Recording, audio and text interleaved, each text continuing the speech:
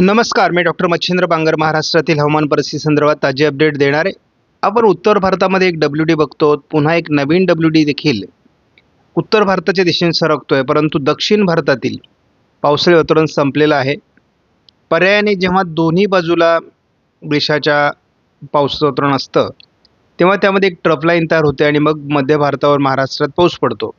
परंतु सध्या दक्षिण भागातील पाऊस संपलेला असल्यामुळे किंवा पावसाचं वातावरण नसल्यामुळे महाराष्ट्रात पावसाचा अंदाज नाही. महाराष्ट्रामध्ये आपण बघतो हलक्या स्वरूपाचे विरळ ढग आज तयार झालेले होते आणि अशा प्रकारचे विरळ ढग तयार होत राहतील, परंतु यातून कुठेही पावसाची नोंद होणार नाही. उत्तर भारतात म्हणजे राजस्थान असेल, पंजाब, हरियाणा, दिल्ली, उत्तर प्रदेशच्या काही भागामध्ये, जम्मू काश्मीर, लेह लडाख या भागामध्ये देखील पावसाळी परिस्थिती WDमुळे राहणार आहे. सध्या आपण बघतो उत्तर भारतामध्ये उद्या 7 तारखेला WDचा प्रभाव कमी राहणार आहे. 8 तारखेला विशेष WDचा प्रभाव नाही. भारतातच पावसाळी वातावरण नाही आहे, कोरडं वातावरण आहे. 9 तारखेपासून पुन्हा नवीन WD सक्रिय होईल. म्हणजे आता आपल्याला जो अफगाणिस्तान पाकिस्तानच्या दरम्यान दुसरा WD दिसतोय, तो साधारण 2 दिवसाच्या फरकाने उत्तर भारतात दाखल होईल.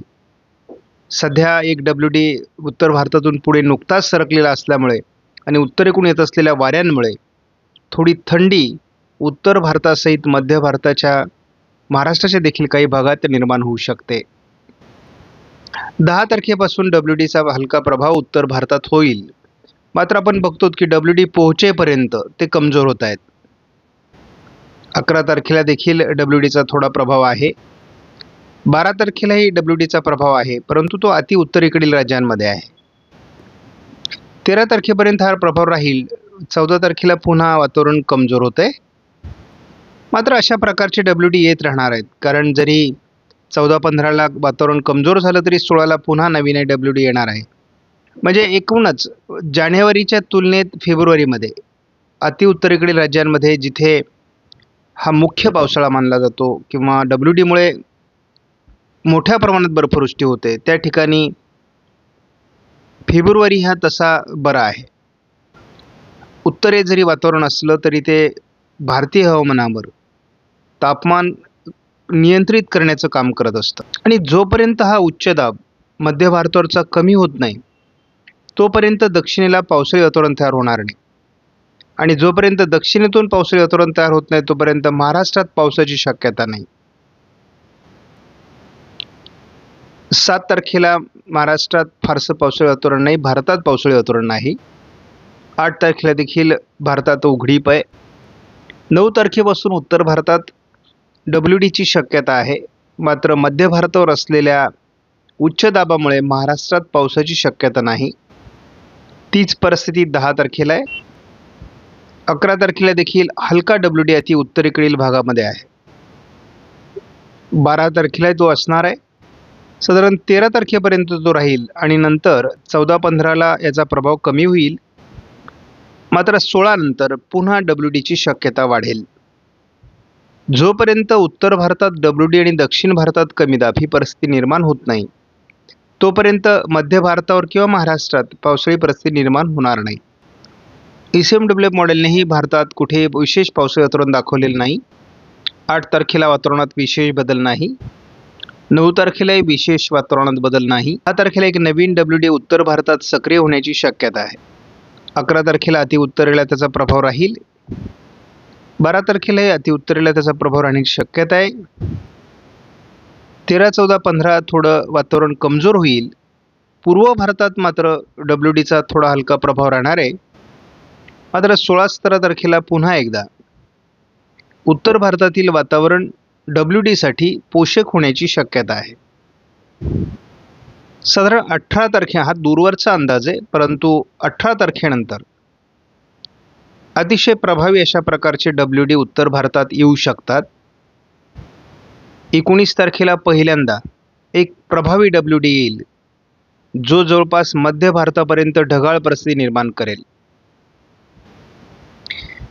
20 तारखेला आपण बघतो जम्मू काश्मीर पासून अगदी इकडे अरुणाचल प्रदेश, आसामपर्यंत पश्चिम बंगालपर्यंत एक मोठी ट्रफ तयार होणार आहे आणि यातून जवळपास उत्तर भारत आणि पूर्व भारतामध्ये मोठं पावसाळी क्षेत्र तयार होईल.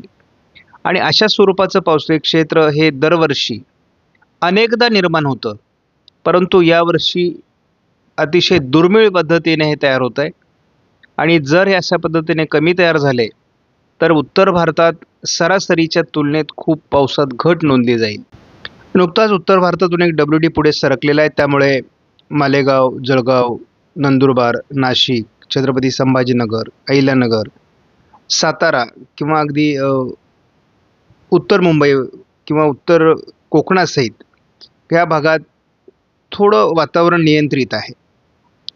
थोडं विदर्भाच्या दिशेने जरी वातावरण 1-2% तापमान वाढलेलं असलं तरी हलकी थंडी महाराष्ट्रामध्ये अजून कायम आहे. WDचा प्रभाव जसा कमी होईल तसं तापमान वाढू लागणार आहे आणि तसंही आता हिवाळ्यातून आपल्याला उन्हाळ्यामध्ये परावर्तित व्हायचंच आहे.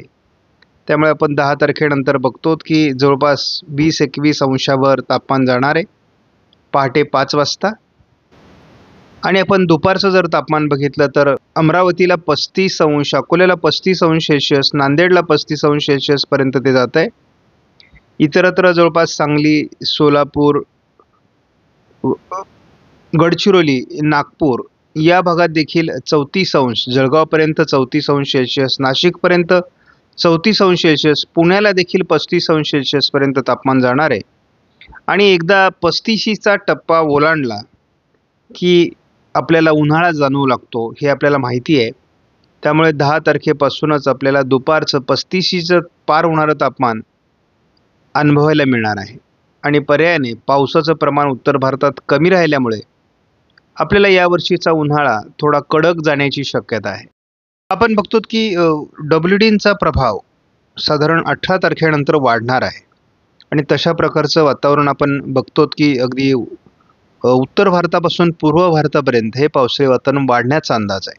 आणि ही चांगली गोष्ट आहे, कारण निदान फेब्रुवारीच्या शेवटच्या काही कालावधीमध्ये जरी हे WD वाढले तरी वातावरण आणि तापमान नियंत्रित करण्याकरता याचा खूप उपयोग होणार आहे. महाराष्ट्रामध्ये आणि मध्य भारतावर कोणत्याही प्रकारचं पावसाळी वातावरण नसल्यामुळे आपण जास्त सखोल अंदाज बघणार नाही. आपणास व्हिडिओमधील माहिती महत्त्वपूर्ण वाटल्यास लाईक करा, शेअर करा, चॅनलला सबस्क्राईब करा. धन्यवाद. जय हिंद, जय महाराष्ट्र, जय बळीराजा.